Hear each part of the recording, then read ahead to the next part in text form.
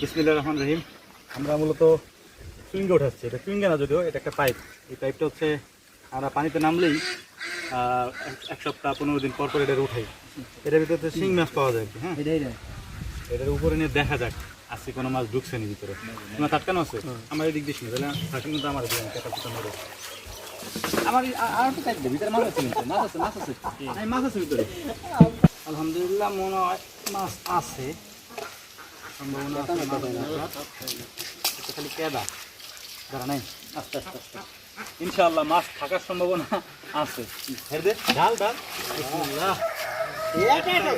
প্রত্যেকবার আগের একটাই দূরে গেছিল, এবার একটা গেছে। একটা শিং মাছ কত বড় মাছ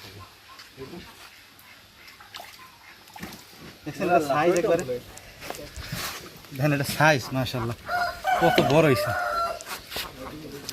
একটা দুইটা এরকম করেই যায়, আর একটা দুইটা যদিও যায় যাওয়ার মতোই।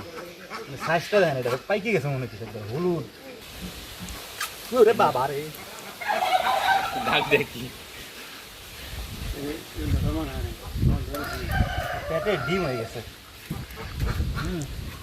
মাছের পেটের মধ্যে ডিম হয়ে গেছে একবারে। এই রে বাবা রে, প্রচুর শক্তি শরীরে। সাইজটা মাশাআল্লাহ।